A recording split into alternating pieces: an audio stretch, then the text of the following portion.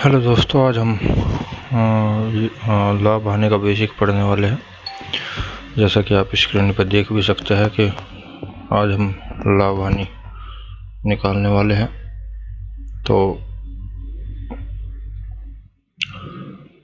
लाभ हानि का बेसिक, इसमें थोड़े से कुछ फार्मूलाज भी है और वैसे भी उसमें काफ़ी इम्पोर्टेंट क्वेश्चन ये चैप्टर है। इसके बहुत क्वेश्चन एग्ज़ाम में भी आते हैं, कंपटीशन एग्ज़ाम में। तो इसका बेसिक अगर किसी बच्चे की समझ में आ गया तो फिर क्वेश्चन करने में कोई प्रॉब्लम नहीं आएगी, इसलिए बेसिक समझना बहुत ज़रूरी है। तो दोस्तों, अगर वीडियो लाइक और सब्सक्राइब अवश्य करें अगर पसंद आए तो, और कमेंट करके बताएं कि क्या कमी है, क्या हमें इसमें करना चाहिए, कुछ बदलाव करना चाहिए, कुछ सुधार करना चाहिए। आपके कमेंट से बहुत उत्साह मिलेगा, बहुत अधिक प्रोत्साहन मिलेगा और कार्य करने की जो एक इच्छा है वो बढ़ेगी। तो दोस्तों, आओ हम अब शुरू करते हैं। तो जैसा आप देख भी सकते हैं कि पहली चीज़ है क्रय मूल्य। क्रय मूल्य को इंग्लिश में कॉस्ट प्राइस कहते हैं। पहली परिभाषा है जो क्रय मूल्य की है। क्रय मूल्य यानी कॉस्ट प्राइस। क्रय मूल्य किसे कहते हैं? जिस मूल्य पर कोई वस्तु खरीदी जाती है वह मूल्य इस वस्तु का क्रय मूल्य कहा जाता है। यानी जिससे जितने रुपए में आप किसी वस्तु को खरीदते हैं उसे उसका क्रय मूल्य कहा जाता है। दूसरा है लागत मूल्य। लागत मूल्य का कॉस्ट प्राइस कहते हैं इसको भी। देखो, मैंने क्रय मूल्य को भी कॉस्ट प्राइस बोला है और लागत मूल्य को भी कॉस्ट प्राइस बोला है। इसका मतलब है कुछ। देखो, लागत मूल्य जो होता है वस्तु खरीदने के बाद उस पर जो खर्च किया जाता है उसको ठीक कराने में, या उसको मतलब उसमें जो टूट फूट हुई है उसको ठीक कराने में, या उसको पॉलिश या वगैरह को कुछ कराने में, वो हमारे क्रय मूल्य में जुड़ के वो लागत मूल्य होता है। और वो फिर क्रय मूल्य में जुड़ के लागत मूल्य उसको बोलते हैं, लेकिन वो ट्रीट एज ए क्रय मूल्य ही किया जाता है। उसको क्रय मूल्य की जगह हम उसको क्रय मूल्य की जगह रखते हैं। फिर क्रय मूल्य हट जाता है और वो लागत मूल्य ही क्रय मूल्य बन जाता है। बच्चों, ये बात समझने की है, ध्यान से समझो। अगर किसी वस्तु का क्रय मूल्य दिया है और उसका फिर उसने बोला है कि वो खरीदने के बाद में इतने रुपए उस पर खर्च करने पड़े, तो और इतने रुपए में बेचा, तो जो खरीदने के बाद में हमने उस पर खर्चा किया है, वो खरीदने के बाद में खर्चे को भी हमें उस विक्रय मूल्य में से घटाना है। क्योंकि हमारा क्रय मूल्य जो हुआ है वो जो खरीदने के बाद में खर्चा जुड़ के जो लागत मूल्य है खरीदने के बाद में जो खर्च हुआ है वो क्रय मूल्य में जुड़ के ही लागत मूल्य वो क्रय मूल्य की ही तरह काम करेगा। तो बच्चों, अगर कहीं पर लागत मूल्य हमें मिल गया है तो फिर क्रय मूल्य पे नहीं, लागत मूल्य पे हम उसका लाभ हानि निकालेंगे। तो तीसरी जो परिभाषा है, तीसरी परिभाषा ये है अंकित मूल्य, जिसको फेस वैल्यू बोलते हैं। बट्टा या छूट, बट्टा या छूट जो देते हैं हम हमेशा अंकित मूल्य पर दी जाती है, तथा अंकित मूल्य पर छूट देने के बाद अंकित मूल्य विक्रय मूल्य में बदल जाता है यदि बेच रहा है। देखो, इस चीज़ को ध्यान दो, ये आपको किसी बुक में नहीं दी होगी, इसको आपको अपने आप आकलन लगाना पड़ता है और ये कहीं आपको नहीं मिलेगा। ये तो मिल जाएगा कि अंकित मूल्य जो छूट है वो अंकित मूल्य पर काउंट की जाती है। जैसे लाभ हानि क्रय मूल्य पर काउंट की जाती है, क्रय मूल्य पर गिनी जाती है, उसी प्रकार अंकित मूल्य जो है वो छूट जो है या बट्टा जो है वो अंकित मूल्य पर काउंट किया जाता है, अंकित मूल्य पर लगाया जाता है। लेकिन ये चीज़ आपको कहीं नहीं मिलेगी। क्या कि अंकित मूल्य दो, कभी कभी समझने की बात होती है, अंकित मूल्य दो हो जाते हैं। जैसे वैसे तो होता एक ही है, लेकिन आपको अलग अलग दिखाई देंगे। जैसे बट्टा छूट हमेशा अंकित मूल्य पर दी जाती है, तथा अंकित मूल्य छूट देने के बाद में क्या होता है, विक्रय मूल्य में बदल जाता है यदि बेच रहा है। और यदि खरीद रहा है तो अंकित मूल्य पर छूट देने के बाद में क्रय मूल्य में बदल जाता है। लेकिन देखो, ये फर्स्ट पार्टी और सेकंड पार्टी का मैंने इसे एग्जाम्पल से समझा है। इसको ऐसे समझने के लिए एग्जाम्पल से समझो। ये है एग्जाम्पल। पहला एग्जाम्पल है, एक दुकानदार एक रेडियो पर क्रय मूल्य से 30% अधिक मूल्य अंकित करता है। अच्छा जी, इस पर 10% छूट देता है, इस प्रकार वह कितने प्रतिशत लाभ कमाता है। देखो बच्चों, इस तरह के क्वेश्चनों में 4 ही चीज होगी। इस तरह के क्वेश्चनों में हमेशा 4 चीज होगी। ये होगी क्रय मूल्य, अंकित मूल्य, विक्रय मूल्य और लाभ, लाभ या हानि। देखो इसमें, इसको मैं कभी कभी सीपी बोल दूंगा, जैसे क्योंकि इंग्लिश में लिखना थोड़ा आसान होता है। इसको फेस वैल्यू एफसी बोल देंगे, ये एफवी फेस वैल्यू, और इसको एसपी बोल देंगे, सेलिंग प्राइस। देखो क्योंकि सीपी लिखना आसान है क्रय मूल्य से, अंकित मूल्य थोड़ा बड़ा हो जाता है, एफवी लिखना आसान होता है, विक्रय मूल्य को थोड़ा सा बड़ा हो जाता है, इसलिए इसको एसपी बोल देते हैं।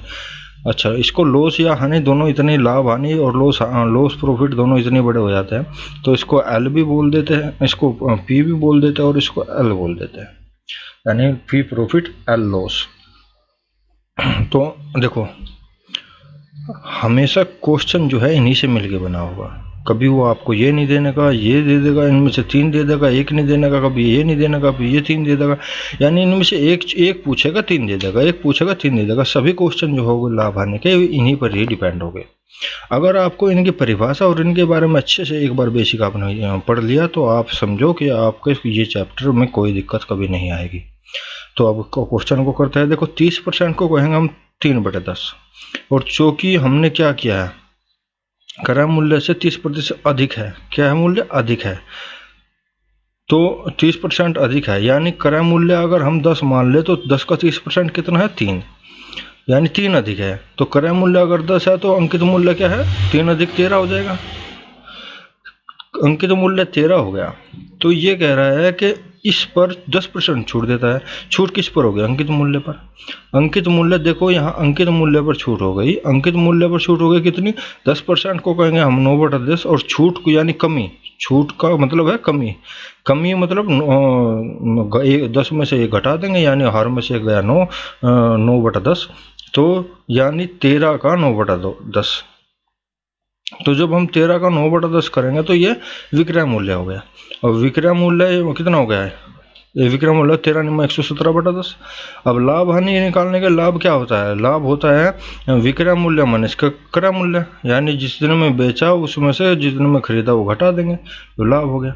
लाभ प्रतिशत निकाल कहीं पे गिना जाता है, क्रय मूल्य पे, तो लाभ बेटे क्रय मूल्य यानी 17%। देखो बच्चों अंकित मूल्य जो मैं कह रहा हूँ, पहली जो चीज है, अगर वो बेच रहा है, एक दुकानदार एक रोडी इतने क्रय मूल्य से इतने अधिक मूल्य पर अंकित करता है। देखो उसने क्रय मूल्य जो है उससे अंकित मूल्य क्यों उसने डिक्लेयर किया, बेचने के लिए। यहाँ पे यही समझना है भाई, खरीद तो उसने लिया, उसका कुछ क्रय मूल्य है, और अब बेचने के लिए उसने अंकित मूल्य 30% अधिक उस पर डिक्लेयर कर दिया, यानी बेचने के लिए, यानी बेच रहा है। एक तो यह है विक्रय मूल्य में यदि छूट देंगे तो वो बेच रहा है। देखो ये सिंपल बात है कि विक्रय अंकित मूल्य पे जब भी छूट देगा वो अंकित मूल्य जो है छूट देने के बाद में विक्रय मूल्य होगा। अब विक्रय मूल्य जो है बदल जाता है, विक्रय मूल्य 2 हो जाता है, वो कि वो फर्स्ट पार्टी का विक्रय मूल्य है या सेकंड पार्टी का विक्रय मूल्य है या थर्ड पार्टी का विक्रय मूल्य है। कभी कभी 3 पार्टी हो जाती है। देखो चीज खरीदने के लिए 2 पार्टी होगी, चीज खरीदने या बेचने के लिए हमें 2 पार्टी, एक बेचने वाला एक खरीदने वाला, 2 पार्टी होगी। और कभी कभी अगर उसमें 3 आ जाए तो एक बेचने वाला एक खरीदने वाला, और फिर वो जो सेकंड पार्टी है वो बेचने वाला हो जाएगा, और थर्ड पार्टी है वो खरीदने वाला हो जाएगा। तो क्या होगा, पार्टी 3 हो जाएगी। अगर 3 पार्टी हो गई तो आप कंफ्यूज हो जाओगे कि कौन बेचने वाला है और कौन खरीदने वाला है। तो यहाँ पे वे पार्टियों का ही अंतर है।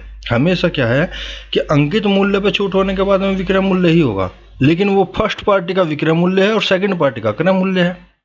फर्स्ट पार्टी का विक्रय मूल्य है लेकिन सेकंड पार्टी का क्रय मूल्य है, और थर्ड पार्टी का, अब फिर क्या हुआ, फिर वो सेकंड पार्टी का विक्रय मूल्य होगा और थर्ड पार्टी का क्रय मूल्य हो जाएगा। देखो इस चीज को हम ऐसे समझते हैं, इस चीज को ऐसे समझते हैं इसको कि मेरे बच्चों ये वो समझना बहुत जरूरी है। ये एक गाय है, एक गाय है, इसको ए जो है, इसको उसने 10 रुपए में खरीदा, ए ने 10 रुपए में खरीदा और बी को, इस गाय को 50 रुपए में बेच दिया।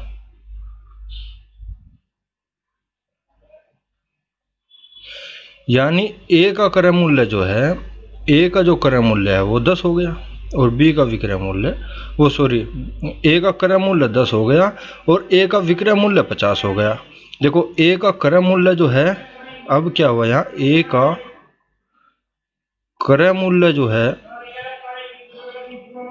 10 है और विक्रय मूल्य जो है ए का वो 50 है। लेकिन ये जो 50 है ये ए का तो विक्रय मूल्य है, लेकिन बी का क्रय मूल्य है। बी का क्या है, क्रय मूल्य। तो बी का क्रय मूल्य क्या है, 50 रुपये। अब अगर बी इसको सी को बेच दे 60 रुपये में, तो ये बी का विक्रय मूल्य है 60 रुपये, लेकिन ये क्या है, बी का विक्रय मूल्य 60 रुपये, लेकिन ये सी का क्रय मूल्य है। अब समझो, फिर समझाता हूं। एक गाय है, गाय जो है वो गाय में लगा लो, कुछ भी लगा लो, 10 रुपये में हमें खरीदी। पैन लगा लो, एक पैन या मैंने गाय लिख दिया, अब गाय पे रखो। गाय जो है 10 रुपये में खरीदी ए ने और बी को 50 रुपये में बेच दी। यानी ए का क्रय मूल्य जो गाय का है वो 10 का है और ए का विक्रय मूल्य 50 का है गाय का। लेकिन ये जो 50 रुपये है ये बी का क्रय मूल्य भी है। और अगर इसे बी आगे बेच दे 60 में, तो ये बी का विक्रय मूल्य 60 है लेकिन सी का क्रय मूल्य है। तो कितनी पार्टी हो गई, ये फर्स्ट पार्टी ये हो गई, सेकंड पार्टी ये हो गई और थर्ड पार्टी ये हो गई। अब देखो, अगर यहाँ पे ये 10 रुपये में खरीदा इसने और ये इसका अंकित मूल्य जो है, ए का अंकित मूल्य जो है, अंकित मूल्य इसको 60 कर दे, तो 60 अंकित मूल्य ए का 60 है और उसने कुछ छूट देके 10 रुपये की छूट देके उसने विक्रय मूल्य यानी 50 में उसको बेच दिया। भाई वो कह रहा है कि वैसे तो 60 की है लेकिन मैं 50 की दे दूंगा। तो ए का अंकित मूल्य क्या है, 60 और विक्रय मूल्य 50।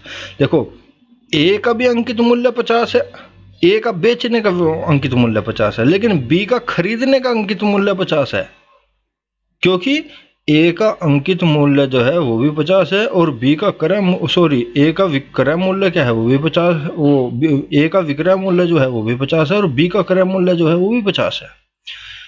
तो ये जो अंकित मूल्य है, ए का जो अंकित मूल्य है वो 60 रुपये है और 60 पे अगर हम 10 की छूट दे रहा है, 10 रुपये की, तो 10 रुपये की छूट देगा, तो 10 रुपये की छूट को हम क्या कहेंगे, 10/60 गुना 100। छूट 10 रुपये की है, तो ये 1/6 को हम क्या कहेंगे, 1/6 को कितना क्या बोलते हैं हम, 1/6 को बोलते हैं 16 सही 2/3%। यानी अगर देखो ए का क्रय मूल्य 10 हो गया, ए ने अंकित मूल्य 60 कर दिया, वो कह रहा है कि मैं भाई 60 अंकित मूल्य पे 16 सही 2/3% की छूट दूंगा। तो 16 से यानी उसका अंकित मूल्य इतना है और छूट देंगे उसने बी को, यानी अंकित मूल्य पे जब छूट दी और उसका विक्रय मूल्य 50 हो गया। तो देखो ये ए का भी अंकित मूल्य है और ए का अंकित मूल्य पे जब हमने छूट दी तो विक्रय मूल्य 50 आ गया। तो ए का बेचने का अंकित मूल्य है और बी का खरीदने का अंकित मूल्य है। तो बच्चों आशा करता हूँ कि समझ आ गया होगा। इसी प्रकार ये क्वेश्चन है अगला, ये सेकंड पार्ट पे है। राजेश किसी वस्तु के अंकित मूल्य पर 25% छूट लेकर एक वस्तु खरीदता है। इस वस्तु को 660 रुपये में बेचने से उसे 10% लाभ होता है। यहाँ पे ध्यान दो, राजेश किसी वस्तु के अंकित मूल्य पर 25% छूट लेकर उस वस्तु को खरीदता है। यहाँ पे ध्यान दो, ये चीजें आपको देखनी होगी कि शब्दों का क्या यूज कर रहा है वो। राजेश किसी वस्तु के अंकित मूल्य पर 25% छूट लेकर एक वस्तु खरीदता है। इस वस्तु को 660 रुपये में बेचने से उसे 10% लाभ प्राप्त होता है। देखो, राजेश ने 25% पे कोई चीज खरीद दी, जैसे बी ने खरीदी थी, और इस वस्तु को उसने 760 रुपये में बेचने से उसे 10% लाभ होता है, यानी उसने सी को बेच दी। अब क्या है, फर्स्ट पार्टी तो कोई और है, फर्स्ट पार्टी का हमें पता नहीं, उसके क्रय मूल्य का भी नहीं पता उसका क्या है, फर्स्ट पार्टी के क्रय मूल्य का भी हमें नहीं पता, ना इसमें कोई बताया, ना हमें पूछने की जरूरत है। जितना सवाल वाला कह रहा है हम उस पर ध्यान देना है। अब ये कह रहा है 25% को 1/4 कहेंगे, 1/4 कहेंगे तो अंकित मूल्य पर 25% छूट देता है, 25% छूट देता है, यानी अगर उसका अंकित मूल्य हम 4 मान लें तो 4 का 25% है, यानी 1 की छूट देगा, यानी छूट देने के बाद में क्या हो जाएगा, विक्रय मूल्य, यानी ये अंकित मूल्य उसका 4 मान ले तो विक्रय मूल्य क्या होगा, 3 होगा। अब ये 3 क्या है, ये 3 इस फर्स्ट पार्टी का तो विक्रय मूल्य है, लेकिन इस सेकंड पार्टी जो है या जो राजेश है इसका क्रय मूल्य है। फर्स्ट पार्टी का तो ये विक्रय मूल्य है, लेकिन सेकंड पार्टी जो राजेश है उसका क्रय मूल्य है। ठीक है बच्चों, ये चीज यहां समझने की है, आप इस पे ध्यान देना है। आशा करता हूं समझ आ गया। फिर बोलता हूं, देखो राजेश ने किसी से तो खरीदी होगी, खरीदता है, किससे खरीदी, फर्स्ट पार्टी से, उसका हमें नहीं पता, उसके वो फर्स्ट पार्टी ने कितने में खरीदी नहीं पता, फर्स्ट पार्टी ने खरीद कर उसका अंकित मूल्य 4 रख दिया, और 4 का, और उसने कह दिया कि भाई 1 की छूट दे के, और यानी 25% यानी 1 की छूट दे के मैं उसे 3 में इसे बेच दूंगा। तो ये जो 3 है इसे राजेश कह रहा है ठीक है मैं 3 में खरीद लूंगा, तो ए का तो ये विक्रय मूल्य है, लेकिन राजेश का सेकंड पार्टी जो बी का है वो क्रय मूल्य है। ठीक है बच्चों, अब आगे सवाल कह रहा है कि इस वस्तु को 660 रुपये में बेचने से 10% लाभ प्राप्त होता है। अब देखो 10% को कहेंगे हम 1/10, 1/10, और क्योंकि लाभ है तो हो जाएगा 11/10, 11/10 हो जाएगा। अच्छा देखो हमारे पास में क्या है, क्रय मूल्य हमारे पास में पहले से है ही, क्रय मूल्य इससे पहले से ही है इसका। तो अब इसने क्या किया, राजेश ने किसी और को बेच दी, थर्ड पार्टी को बेच दिया।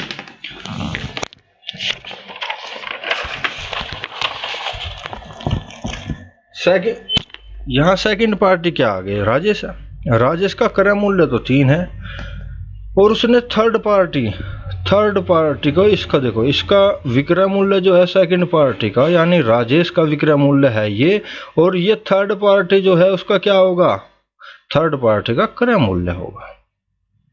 ठीक है, तो राजेश ने क्या किया कि राजेश ने 3 रुपए में वो खरीदी थी, उसने उसे 10% लाभ पर, यानी 10% को 1/10 कहेंगे, और लाभ हुआ तो 11/10, यानी लाभ मतलब अधिक, छूट का मतलब कम, हानि का मतलब कम, लाभ का मतलब अधिक। सिर्फ ध्यान दो बच्चों, अभी तक हम इसी चीज को कम या अधिक में कर रहे थे, अब की बार क्या है, ये लाभ हानि में आया। देखो छूट और लाभ है तो घटेगा, सॉरी छूट और हानि है तो घटेगा, और लाभ है तो जुड़ेगा। हर में एक, अगर छूट है तो हर में से घट जाएगा, हानि है तो हर में से घट जाएगा, अंश बटा हर हो जाएगा, और लाभ है तो हर में एक जुड़ जाएगा, तो ये हो जाएगा लाभ है, क्योंकि लाभ और अधिक में जुड़ता है। अच्छा, तो यानी 11/10, यानी 3 का अगर हम इस 11/10 से गुणा करेंगे तो क्या हो जाएगा, इसका क्या आ जाएगा, 3 का देखो अंकित मूल्य ये सॉरी क्रय मूल्य क्या है, ये है, अगर क्रय मूल्य में हम सीधे से गुणा कर देंगे तो विक्रय मूल्य आ जाएगा, और विक्रय मूल्य में अगर उल्टे से गुणा कर देंगे तो क्रय मूल्य आ जाएगा। ये चीजें हम पहले भी निकाल चुके हैं। पहले मैं कहता था कि अगर सीधे से गुना करोगे तो क्या हो जाएगा, बाद का 2 वर्ष बाद का 3 वर्ष बाद का आ जाएगा, और उल्टे से गुना करोगे तो पूर्व का आ जाएगा। यहाँ पे ये सेम चीज ऐसी है, अगर आप सीधे से गुना करोगे, इसको सीधे से गुना करोगे, तो अगर आप इसको सीधे से गुना करोगे, अगर आप इसको सीधे से गुना करोगे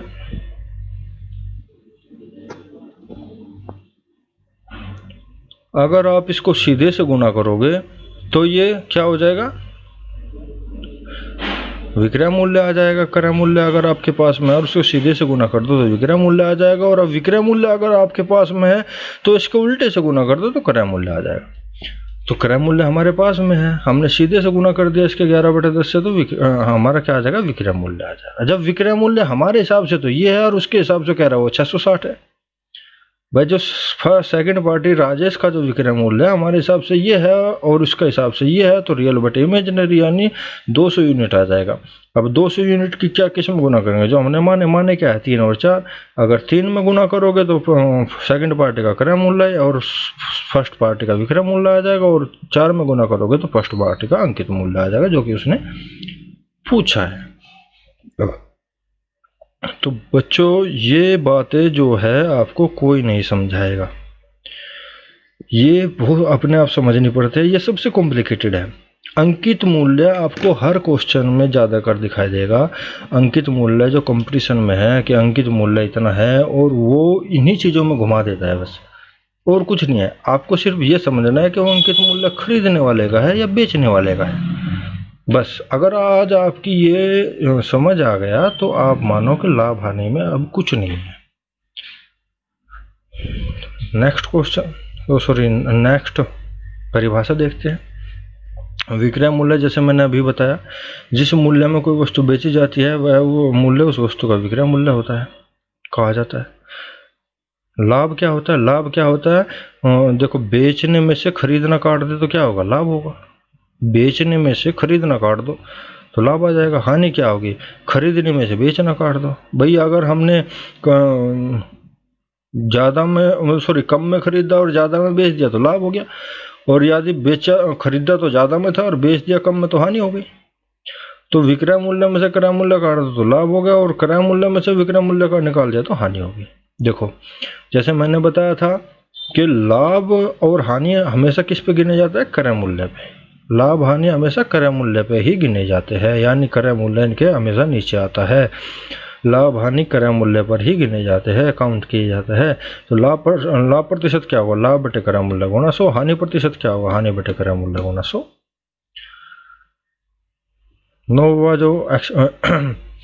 नोवा जो हमारे एक तरह से फॉर्मूला मान के चलो, ये है कि यदि क्रय मूल्य का हमें पता है और लाभ प्रतिशत का भी पता है तो विक्रय मूल्य निकालना हो तो कैसे निकालेंगे। विक्रय मूल्य अगर मान लिया क्रय मूल्य 100 रुपये है तो लाभ प्रतिशत हमें 20 दिया है, तो हमें क्या करना है, विक्रय मूल्य निकालना है। विक्रय मूल्य का तो कैसे निकालेंगे, देखो मैंने कहा 20% को 1/5 कहेंगे, और लाभ है तो यानी अधिक का मतलब 6/5। 6/5 अगर हमें विक्रय मूल्य निकालना है तो सीधे से गुना, और क्रय मूल्य निकालना है तो उल्टे से गुना।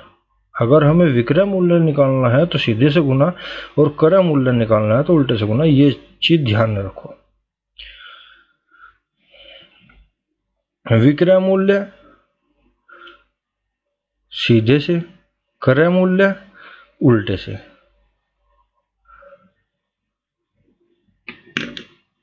इस तरह ध्यान रखो। क्रय मतलब काट को उल्टा लटका देंगे भाई, क्रय मतलब काट को उल्टा लटका देंगे। विक्रय मतलब फिर सीधा अपना अब याद रहेगा।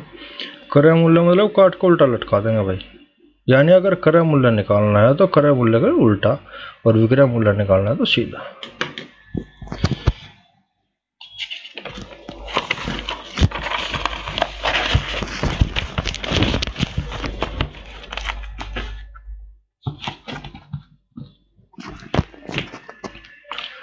अब अगला है, यदि विक्रय मूल्य दिया है तथा लाभ दिया है तो क्रय मूल्य निकालना हो। तो लाभ देखो अगर विक्रय मूल्य 100 रुपये है और लाभ 20% है तो 20% को 1/5, लाभ यानी अधिक मतलब 6/5, 6/5 हो गया। तो अब अगर विक्रय मूल्य x है तो हमें क्या निकालना है, अब की बार क्रय मूल्य निकाल, क्रय मूल्य काट को उल्टा यानी उल्टे से गुना कर देंगे, तो x यानी विक्रय मूल्य गुना उल्टे से गुना, यह आ जाएगा। यदि क्रय मूल्य दिया है और हानि दी है तो विक्रय मूल्य निकालना है। तो क्रय मूल्य x दे दिया, हानि 20%, हानि को क्या कहेंगे, हानि को कम करना, छूट हानि कम करना। तो हानि को कहेंगे कम करना, कम करने को 20% को कहेंगे 1/5, हानि छूट मतलब कम यानी कम करना, यानी 5 में से गया 4/5, 4/5 क्या निकालना है हमें, विक्रय मूल्य। विक्रय मूल्य मतलब सीधे से गुण x गुना 4/5, 4/5 x। ये अभी सूत्र चल रहे हैं, यानी ये बेसिक है। अगर आपके ये याद हो गया तो आप ये मान कर चलो बहुत सिंपल हो जाएगा सब कुछ।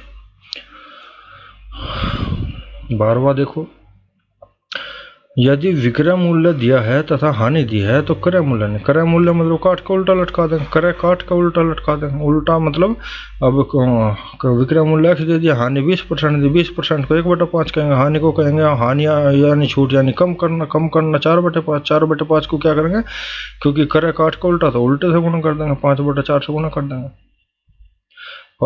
5x/4। फिर देख लो, विक्रय मूल्य उसने दिया है, कर हानि दी है, हानि का मतलब छूट कम यानी कम करना, 20% को 1/5, हानि मतलब 4/5। और क्योंकि क्रय मूल्य निकालना है, निकालना क्या है, क्रय मूल्य काट का उल्टा, काट का उल्टा मतलब 5/4 से गुणा कर देंगे, 5/4 से। क्रय मतलब काट का उल्टा यानी उल्टे से गुणा। अच्छा जी, 13वां मतलब 13, छूट और बट्टा क्या होता है। छूट बट्टा, छूट और बट्टा बराबर होता है अंकित मूल्य में से अगर विक्रय मूल्य निकाल दे तो छूट आ जाती है। अंकित मूल्य में से विक्रय मूल्य निकाल दे तो क्या होता है, छूट आ जाती है। और विक्रय मूल्य देखो अब क्या हुआ, ये इधर माइनस में है, माइनस में है, ये इधर जाके प्लस में हो जाएगा और ये छूट इधर आके माइनस में हो जाएगी, यानी विक्रय मूल्य बराबर अंकित मूल्य माइनस के बट्टा। देखो ये इधर जाके प्लस में चल जाएगा और ये इधर आके माइनस में हो जाएगी, यानी विक्रय मूल्य बराबर इधर जाके माइनस अंकित मूल्य माइनस का छूट या बट्टा। और बट्टा प्रतिशत करना निकालना हो, प्रतिशत निकालने का मैंने बोला था कि छूट और बट्टा जो है हमेशा अंकित मूल्य पर गिना जाता है। तो बट्टा बेटा अंकित मूल्य गुना 100। छूट और बट्टा यानी छूट बट्टा एक ही होता है, इसको अंकित मूल्य पर गिना जाता है, बट्टा बेटा अंकित मूल्य गुना 100। ये आपको जुगाड़ हमेशा दिखाई देगा, ये हम पहले भी यूज कर चुके हैं, पहले भी मैं बता चुका हूँ। ये सदाबहार जुगाड़ है, सदाबहार जुगाड़ मैं बता चुका हूँ। हानि प्रतिशत अगर कहीं हानि या लाभ प्रतिशत आपसे पूछा गया है, हानि या लाभ प्रतिशत आपसे पूछा गया है,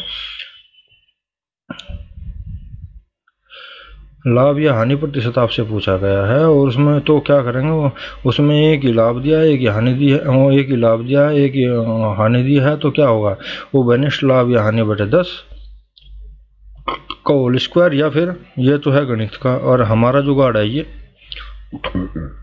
यानी हानि तो माइनस, लाभ तो प्लस, -10 + 10 और माइनस प्लस माइनस, 10 गुना 10 बटे 100 यानी माइनस के 1%। ये हमारा सदाबहार जुगाड़ है। तो ये और ये सेम है, इसके हिसाब से ये है, हमारे हिसाब से ये।